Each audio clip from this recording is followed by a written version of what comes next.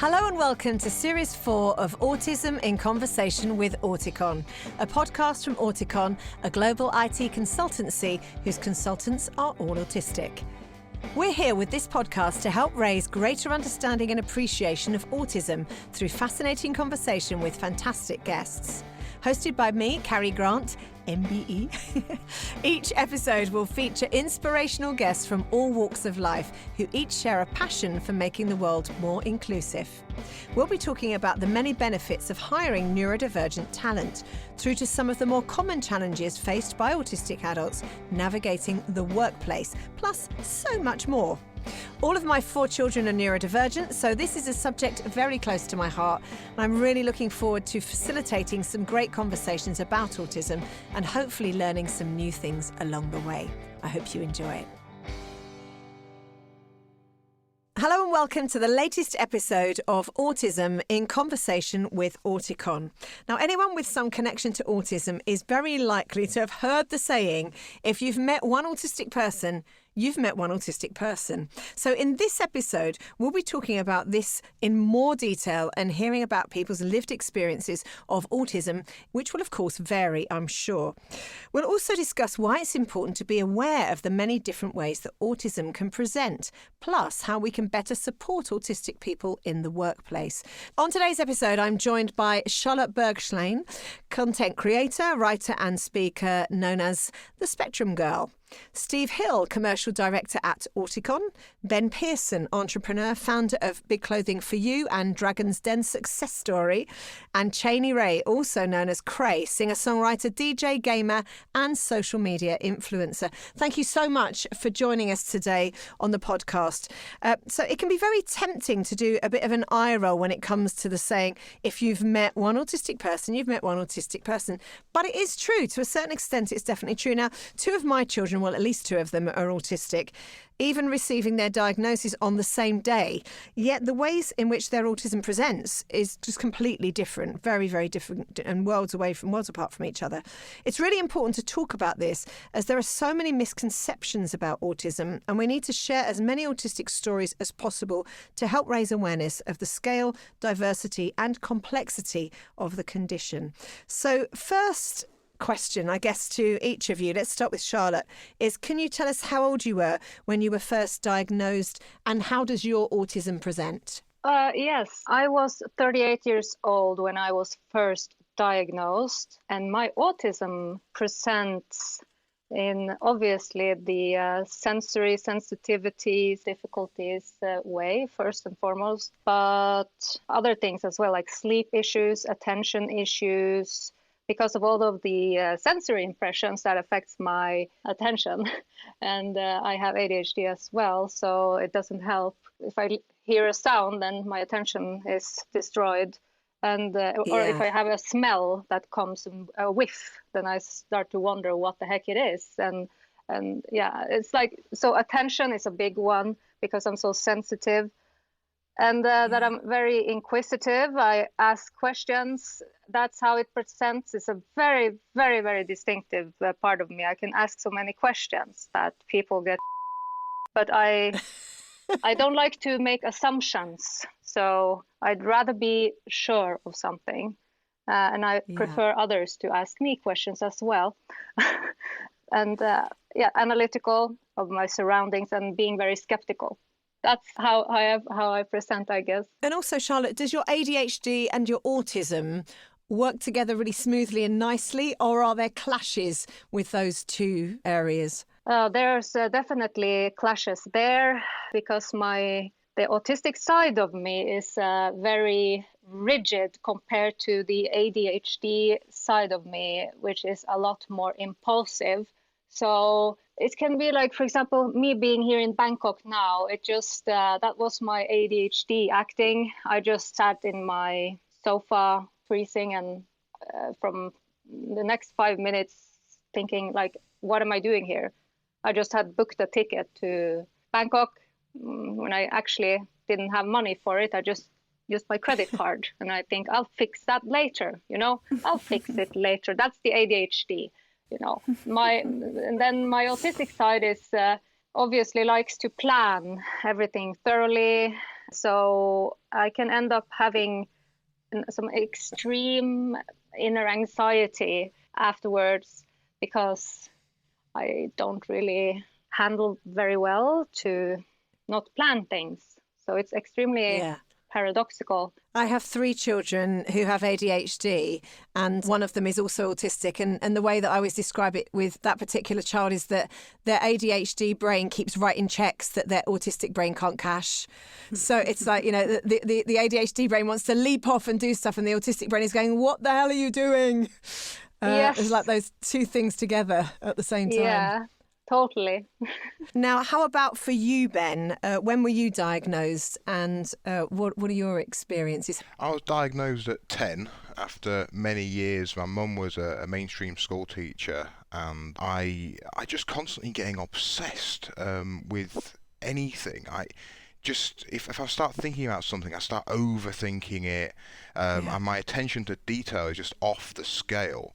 You know, I just can't do anything in halves, and I really struggle to say no to anything. I'm a yes man. I just say yes, yes, yes to anything, and then I go into overload, and I start melting down, and I start getting rages through frustration, not being able to process all the thoughts. So the list just goes on, but it all stems from that sort of overthinking and then getting anxious, and trying to find that balance is just an absolute mind bore. Well, you mentioned there that your mum was involved in education.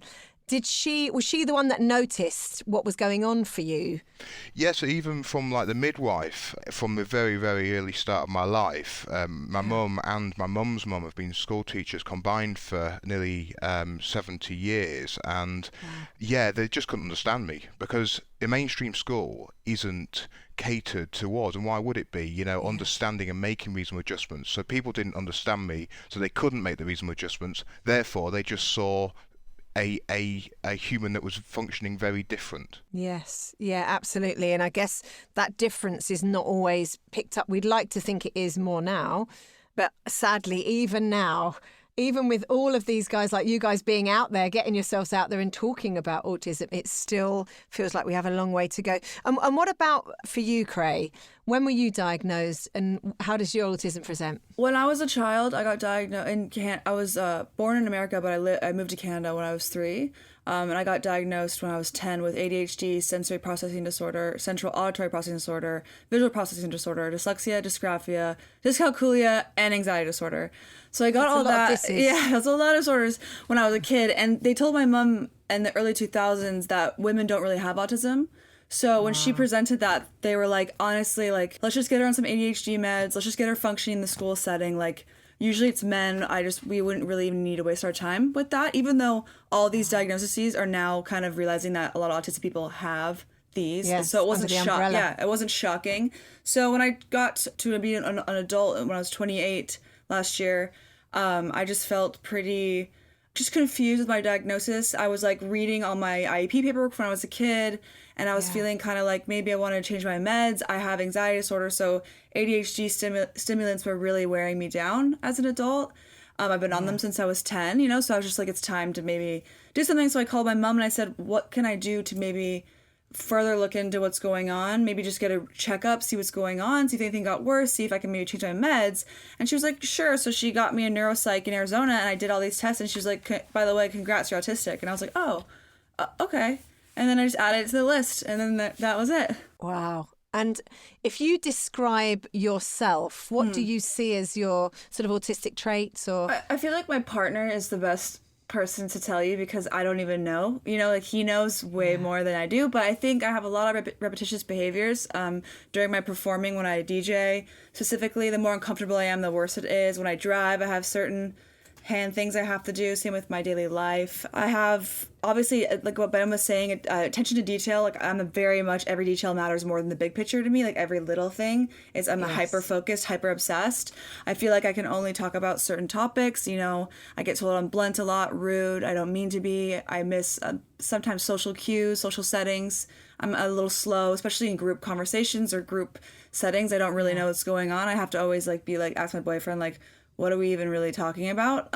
And usually I don't even want to talk about whatever people are talking about. And I'm so impressed, Charlotte, that you could just go to Bangkok. I feel like my home is like, it's my safety. So like the fact that you can just buy a ticket to Bangkok is so inspiring, and I love to travel, but it takes time, it takes preparation, it takes planning, and even still it's super overwhelming for me to leave the house. 100%. Absolutely. I agree with that. I went to Bangkok before New Year's, and I was burned out for 3 months, the whole 3 months that I was here. So the second time around going here was easier because now I was used to it. I knew what to do and like how it goes and all that. So now it's different. I love that. It's always taking that first step, isn't it? You know, getting over that anxiety hurdle, and then you're a bit better the next time. You're like, yeah, I know what the crack is there. Yeah, if I know what's going to happen, it's way easier for me to plan and prepare than just like running in blind. 100%. I find this with a lot of autistic people that I work with as well. You know, if you give them pre-warning and let them know what's going to happen, then it is a lot easier for them to be able to cope with it. Where if you just chuck something at them, it's just overwhelming and they just go into meltdown. Oh yeah, easy. Especially sounds, smells, loudness. Like that really can like throw me for a loop if no one's let me know or prepared me. You know. Definitely. Yeah. So coming to Steve now. You aren't autistic, but you work for Auticon, which is a social enterprise that employs autistic consultants. And you do a lot of work placing those consultants with huge household name companies. When you first begin speaking to a company that are looking to employ your consultants, how well educated do you find people are about autism? I'm kind of saying this almost hiding behind a cushion, like I dread to think what you're going to say. I guess, the answer, Carrie, is it varies, of course it does, by the definition of the size of organisations that we work with. But there's also multiple jumping in points. So if we're talking about, our autistic consultants from an IT perspective, we might be dealing, with the IT department. Equally, if we're doing, any type of maturity assessments or training and education, we could be talking to HR folks, we could be talking to the D&I leaders, but quite often as well, we're talking to the C-suite, so the senior execs. All have a slightly different perspective and all maybe have a certain, level of understanding. You don't know what you don't know. I guess where it really works well for us is where there is that personal connection, because that gives the impetus and the drive to find out more.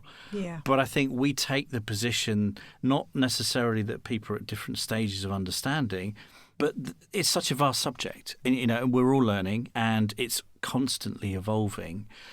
But it's really about us becoming a practical evangelist in many ways. So that yes, we're dispelling myths. Yes, we're trying to bring people onto the same page of what constitutes neurodiversity and where autism might fit in that.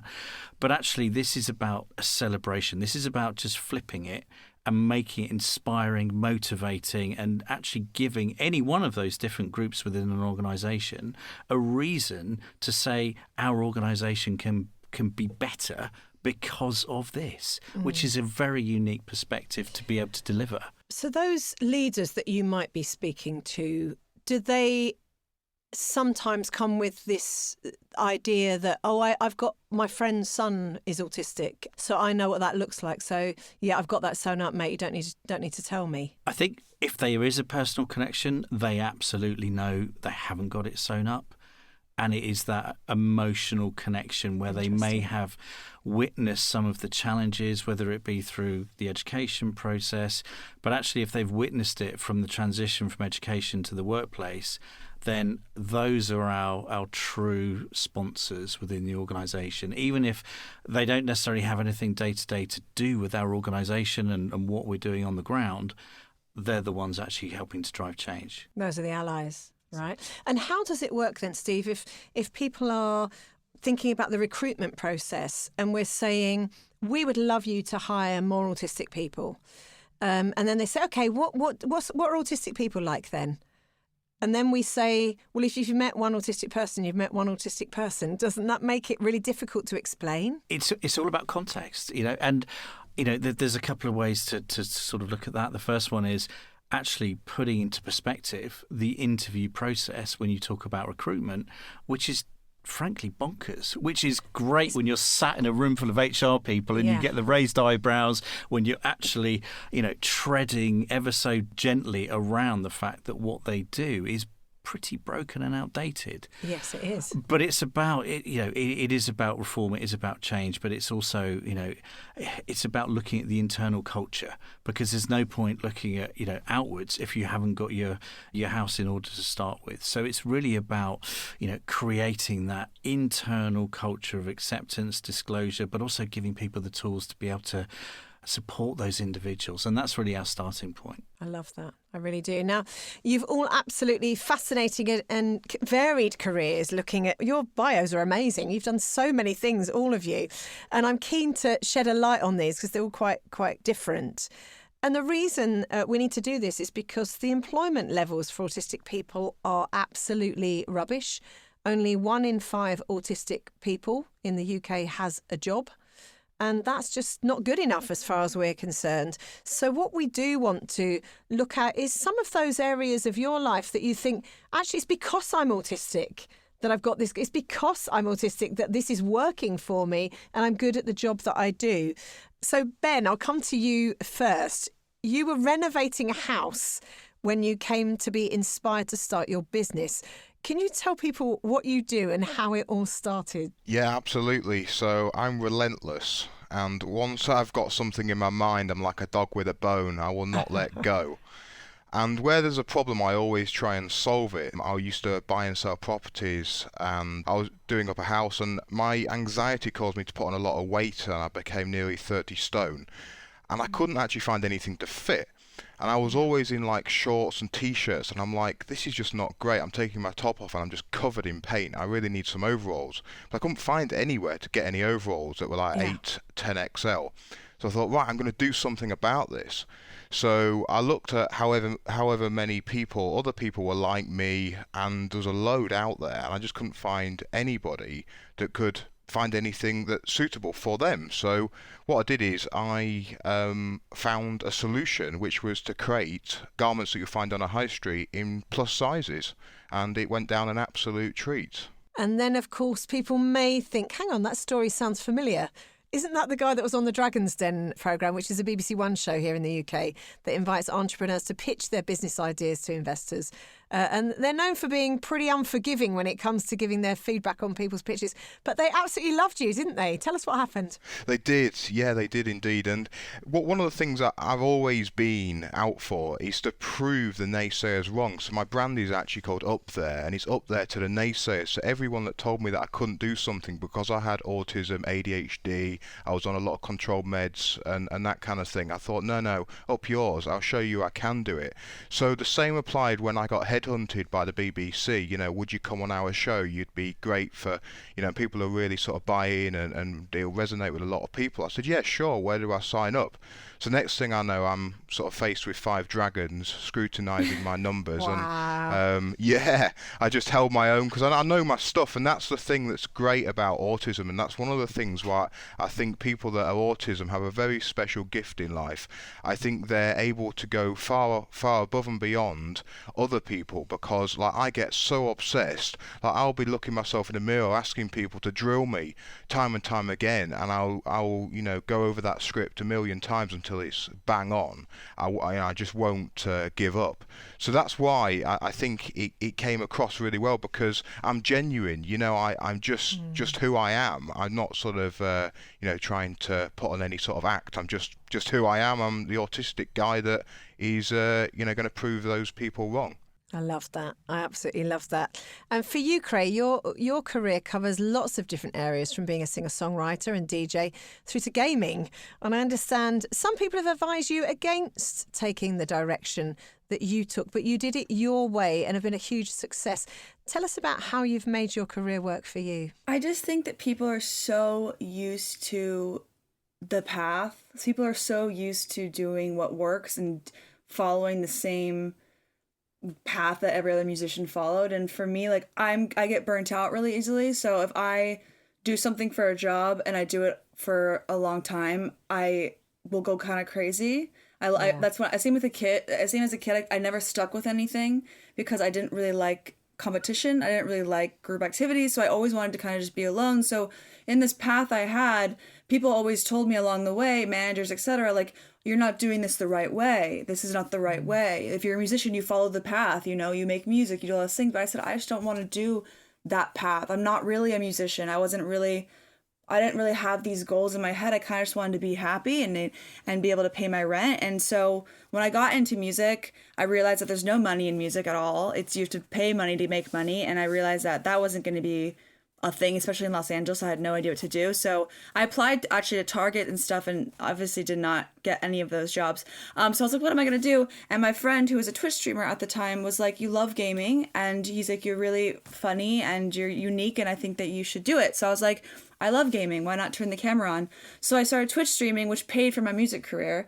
And then I started focusing on social media, which I feel like I was really good at because it's in my house. It's in my safe space. I can record, I can write down, I can plan, social media looks so scary from afar, but really it's my dream because I can do it all privately in my own home in my cozy clothes with my nice smells, and no one bothers me. So I would just kind of focus on that. When other musicians were, doing a more traditional music path, I was kind of touching my hands in all these things I liked, and I kind of wanted to be outspoken. I kind of want to talk about things that matter, and I was sick of music being the same song for only being represented to the same group of people, and I didn't really see any music for people who have any diversity or anything that they're going through. And so I kind of was like, I kind of want to write music and lyrics that neurodivergent people can maybe relate to, or women can relate to, or so it's just more depth. I'm such a deep person. I know autistics have a lot of that with so much depth. I need depth. I can't have anything surface level. So my music's always so deep to me. And then it kind of worked out, and people were kind of looking at me. Still to this day, people look at me and they're like, how is she doing all this stuff? And what is her real path? And my path is kind of just being myself. I love that. And I think in some ways, and I don't know what comes first, it's a bit like a chicken and egg thing, but if you're born outside the box, in a way, that can be a problem because no one's going to let you in the box and they're not giving you any access. Totally. But it can be unbelievably liberating because actually you're not confined by the box. So if you're not in the box, you can think how you want to think and do what you want to do. Totally. And there's so many ways. Yeah. And I want people to realize on social media there's so little representation, and I want people to realize that they are in control and they can do whatever they want to do online, and they have that option. You can do it as fast, as slow as you want. You can edit it. You can take time. Like sometimes it takes hours or days to get a story out sometimes, trying to get my thoughts out. And there's just there's not a right way. And I think our society is so about the right way. And it's so scary. It's so scary to not see. Obsessed with the right way. Yeah, it's so scary when people don't do the right way. It's very much, oh my gosh, I don't even want to be a part of it because it's like, well, what's she doing? When in reality, there's so many different ways to get to the goal. Yeah, it makes me want to pose the question, who's the real rigid person? Right, exactly. exactly. You know what I mean? Yeah. So what, you talked about your lyrics there, and I really want to go away and listen to your music now, but what have your fans said? Have you got neurodivergent fans, and what are people saying about you? I do, and I feel like that, like anyone, it keeps me going. Putting yourself online, especially as a neurodivergent person, you're kind of a target, and you're kind of opening yourself up to scrutiny. It's like I was bullied in high school. I'm sure most of you guys were too, and opening myself up online to open the floodgates of bullying was really scary to me. Yeah. But it was so worth it because it gave me power, and it gave so many neurodivergent fans the representation they needed to feel confident in themselves and to feel like, I look up to Cheyney, she's really cool. If she's autistic and she's proud, maybe I should also be proud. Or maybe I should find something that maybe I'm positive that I like. Because she talks about her positive things sometimes, even though it's negative. Like, that's all I really want to do. And that's all I really care about doing. So I say it loud and proud now. And I make a lot of people upset because a lot of people are really judgmental online, but I don't care at all because they're not your people. They're not my people. No, exactly. It's so great hearing you, Cheyney. Okay, Charlotte, coming to you next. You had a diagnosis relatively late in life. Looking back, how do you think being autistic benefited your career? That's an interesting question. I'm not sure how to answer that because I only ever had issues as an autistic during my career as a designer.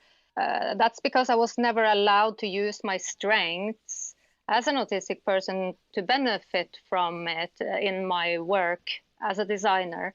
I was just like, and I didn't even want to become a designer. That's the bad thing about it. I just did it because, well, actually, I wanted to become first an artist, and then I wanted to become a musician, and then so I went to art school. I went to sound music production, actually, and because my dad's a musician, and so it's like in the family and all that. But I didn't have math. I failed a couple of things in high school, so I didn't get my GED. Is that what it's called?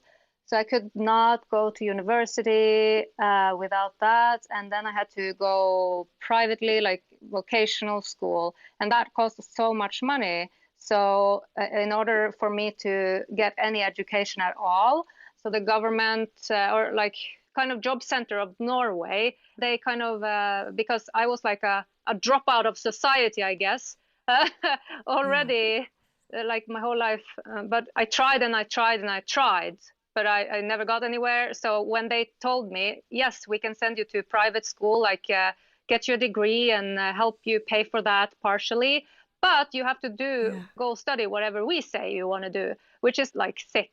But I was so depressed, and I was so far down, and I just wanted to do something, you know, with my life. And I just wanted to do, like, I thought to myself, well, at least, you know, graphic design it sounds like I'll be able to do something creative. I have no idea to use a laptop. So I became a graphic designer against my will, but it's like very strange because I was so motivated at the same time because I had been so suppressed, not able to use my brain in any way. Like the system had worked against me my entire life because nothing worked for me in the way that I need to learn from someone. Nobody taught me in the way that I needed to be taught something. So when you ask me that, like how I think being autistic benefited my career, that's a tricky question. You know what I mean? What about now that you're a content creator? Do you get to control your work more now? Or, you know, are you kind of like I was just saying to Cheyney, like being out of the box, you're doing your own thing.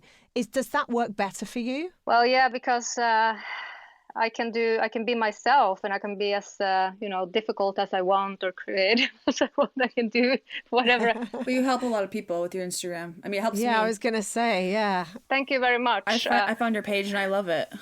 Thank you so much. Your page is amazing. You know what's interesting is hearing all of the different paths that you've taken, you know, the way that you came to discover the thing that is working for you work-wise right now. And I think it's been amazing to hear how you've managed to do that, to be outside the box, to find what you're good at and then actually succeed at it. Cheyney, what are the misconceptions and stereotypes that you face on social media? Oh, the list is so long. It's every day. I think the most common one is you're too pretty to be autistic. You're too successful to be autistic. You can talk, so you're not autistic.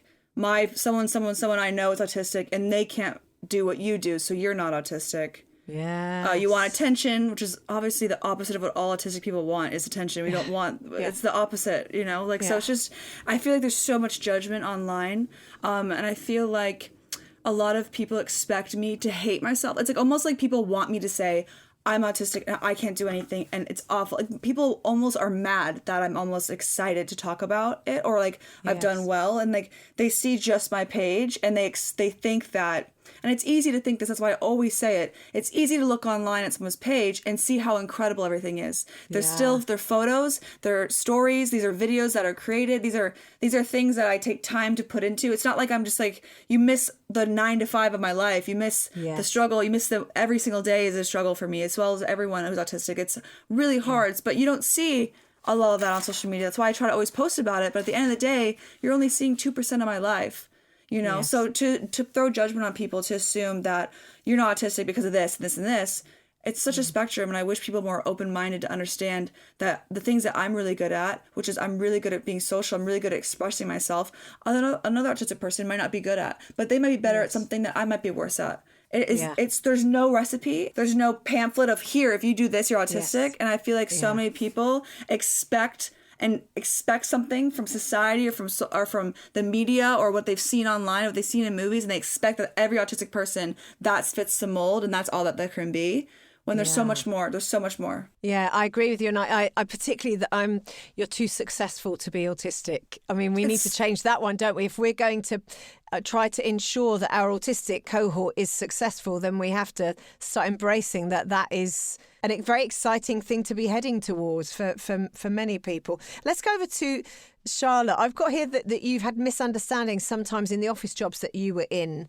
about your directness. Yes, people don't like honesty, even though that's what we are taught is to be honest. And there I come along and I'm totally honest and get into trouble for that. It's the classic thing. And it's confusing, when you think you're doing the right thing all the time. And it's like when you then get told off all the time that you're a horrible person and oh my god, you're so rude, you hurt my feelings now, why are you saying those things? And you cannot say the things you're saying, Charlotte. Do you not understand the seriousness of what you just said?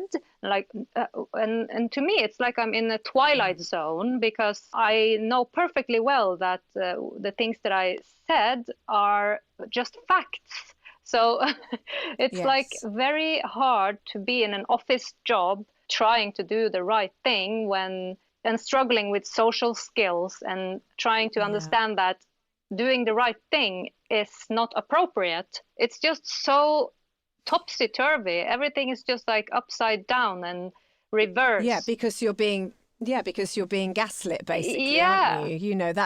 And people talk about that on the podcast regularly, that, if there's a problem in the office with relationships, it's like, okay, the autistic person is going to get scapegoated. Yes. Because people have social etiquette, because if you put all of the social etiquette around a comment, it becomes very blurred.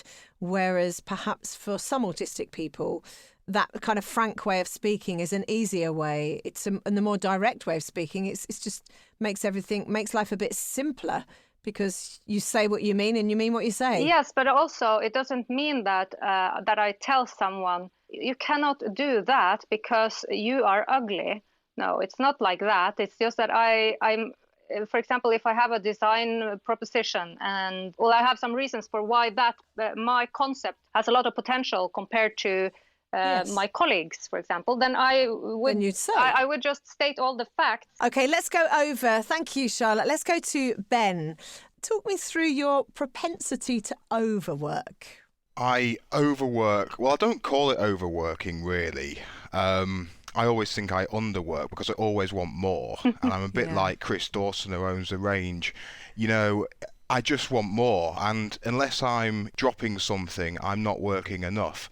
And that's the thing. I actually think some of my biggest successes have come from my biggest failures, and that might sound a bit backwards and a bit conflicting, but actually I love making mistakes. But why? Because I learn things and I do things differently. People and this is why I think people on the spectrum have an inner genius. I think it just needs to be brought out, and I think this is why more awareness of autism, people can help them bring this out and understand it in them and get it into the modern world. So the reason why I speak like this is because over the last few years I've been making mistakes, and I've been trying not to make mistakes, but actually through those mistakes have come the biggest success. My company turns over millions now, and I tell you, it's certainly not from a textbook. It's from making mistakes and doing things that other people simply wouldn't have the to do. I don't, if I set myself challenges and I test those fears, I feel the fear and I do it anyway. I actually like fear. I like listening to my inner child. My inner child say, no, don't do that. I'm like, yeah, I'm going to take you on. I'm going to do that. You don't want to do it? Let's go. Let's do this. So that's one of the things about me. I like the challenge. I like the adrenaline, and I like to prove other people wrong. So yeah, I work day and night, and that's how this business started. It started from a bedroom. I started when I was homeless. I was literally on the streets with soup, from food banks and just sleeping on people's couches and stuff like that. And I visualize, and I think this is another thing that resonates with a lot of people that are autistic.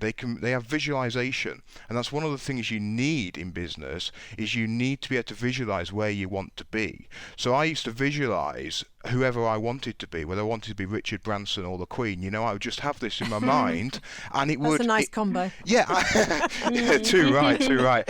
And it would just start slipping off my tongue. You know, I can put a tang to the end of my words, and I can just be who I want to be. And I think this is a thing that more people need to take on board. You don't need to be the person you are yesterday. Be the person you want to be today, not the person that other people want you to be, and just keep working, and you will get there.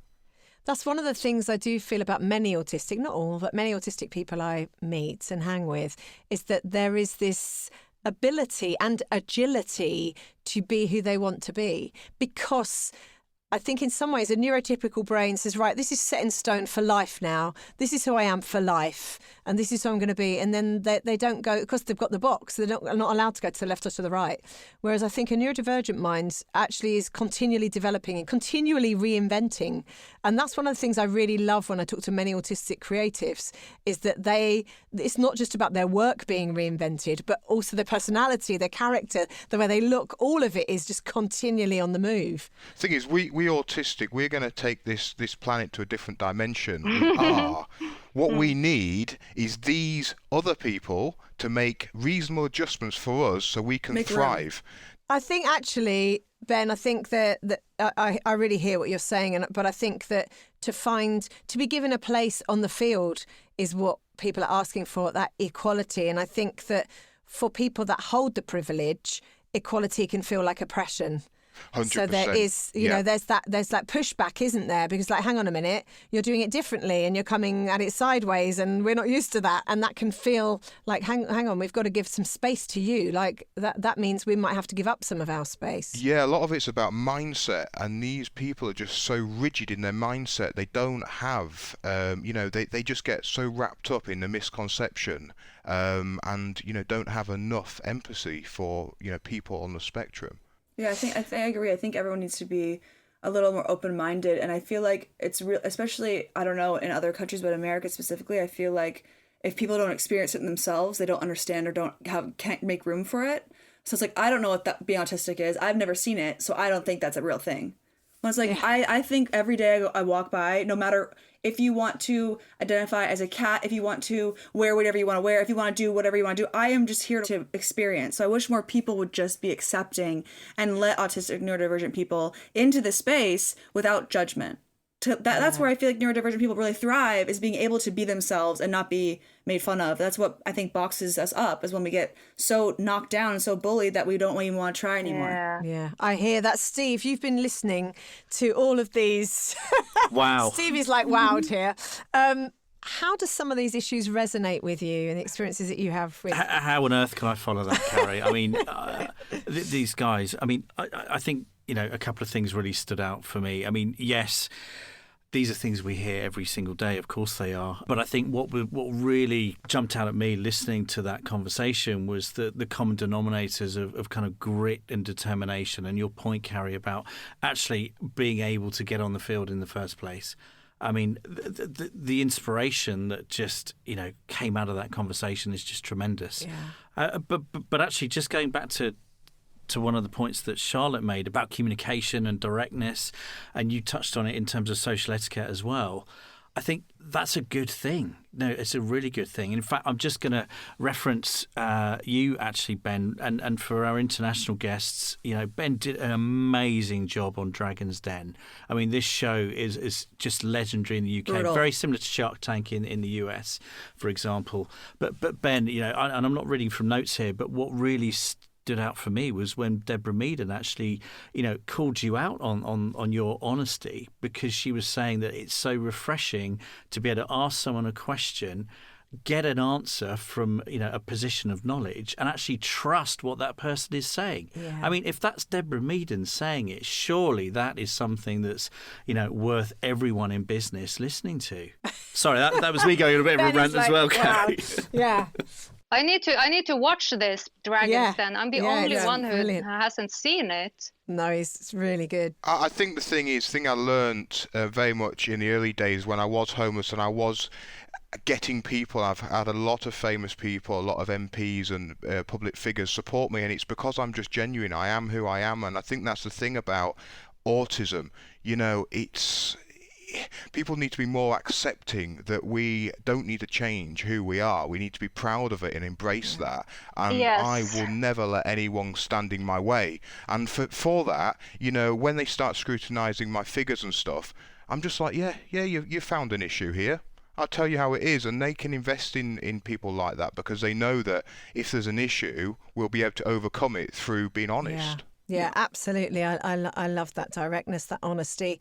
Let's have a look then of what we might imagine or dream of for our autistic community in, say, 5 or 10 years. If you were to dream big and think ahead, what would you like to see change? Let's go to Charlotte first with that. If we think about, you know, the Spectrum Girl and the work that you do on social media, you know, you have a big reach already. But where would you like to see that going? I say that it feels good helping other people, but I have, like, honestly, I feel like everyone else are helping me as well. I love that. And I feel like we're all like just helping each other, and it's not just like this one-way street.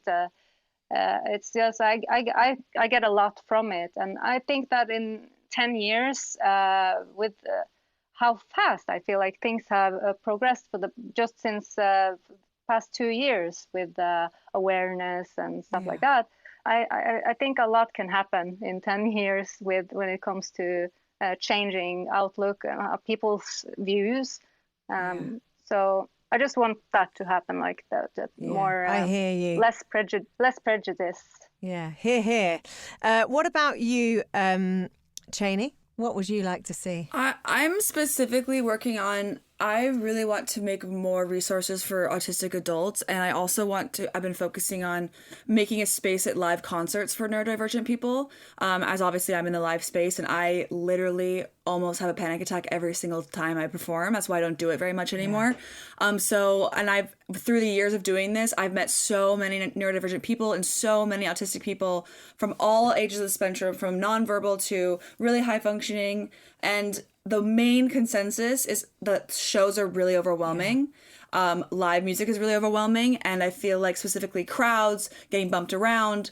And I know that for me too, I don't even go in the crowd ever. I mean, I'm obviously up because I'm performing. So I really want to make a resource for every live show to have an area or an option to be able to watch music with space or a seat or headphones or just privacy, because I feel like that's the biggest struggle right now for live music for neurodivergent people is it's too overwhelming, but they still love the music and they want to enjoy, but they don't have the tools or understanding on how to. So so many times I've like brought people backstage and gave them a little area, and they said it completely changed the way they enjoyed a show. So that's kind of what I'm focusing on. But of course, just more acceptance, less judgment, just let people be able to be themselves. And we don't need to, I feel like our whole lives are being told no.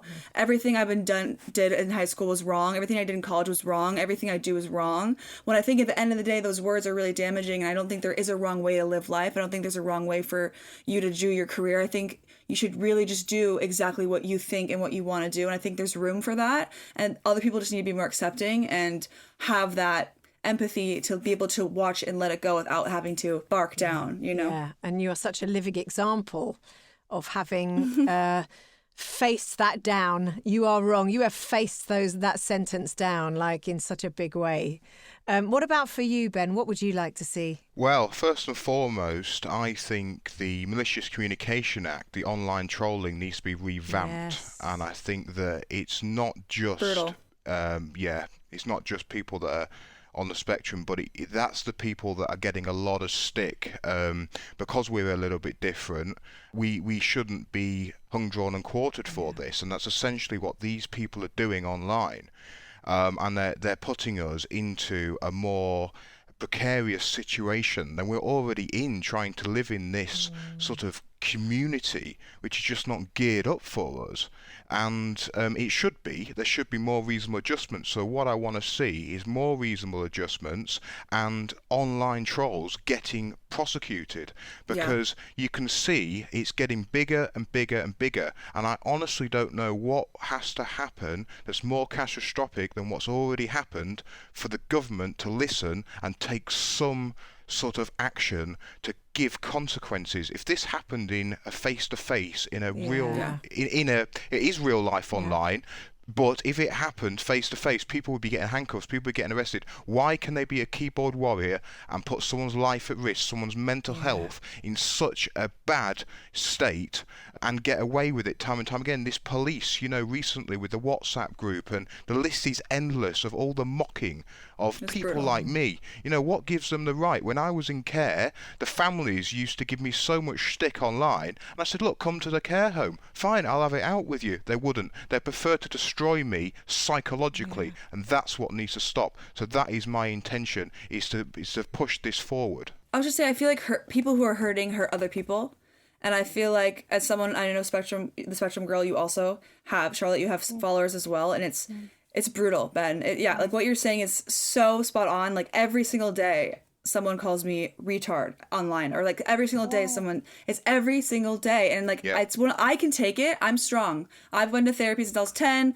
We persevere. You're not going to be able to tell me anything I don't know about myself. I'm going to keep going. But for the other people, for people who aren't as strong, for people who aren't used to it, it's brutal. It's brutal. And I know it's knocked down so many neurodivergent fans from living their passions or living their dreams because they're so scared of being online because bullies are everywhere and there's no repercussion. There really isn't. I had no idea. That's like such a big difference. Nobody calls me retard in my community. I have never experienced. I feel like you built such a safe community with other neurodivergent people and such an expecting audience. I am in music, and music's brutal. And music industry, or the entertainment industry in general, does not really have space for us. So I feel like when I'm out here doing it, I'm attracting all these different kinds of people who are like people who don't believe in autism, people who think people think I got the autism from the vaccine.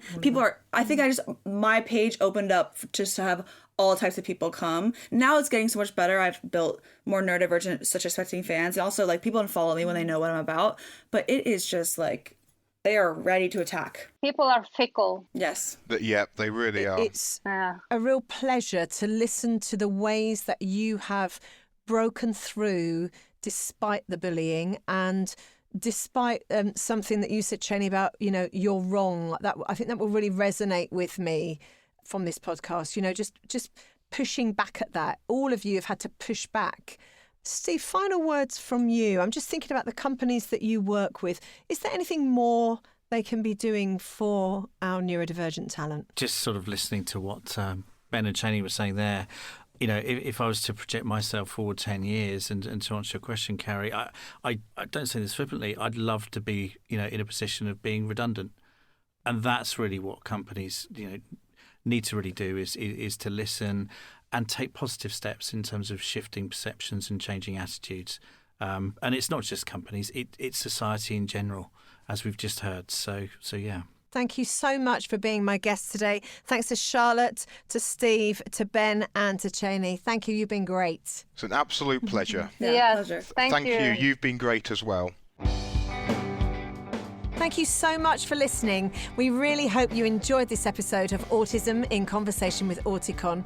If you'd like to know more about the podcast, would be interested in applying for a job as an Auticon consultant, or would like further information about how Auticon can help support your business, please visit auticon.co.uk. This episode was recorded in March 2023. Recording and production was at Strathmore Studios in Clerkenwell, London. It was engineered by Alex Brown and Jonas Gustafsson. Edited by Billy Godfrey, and music was by The Lethargies. That's all from us this time. Thanks again for listening, and bye for now.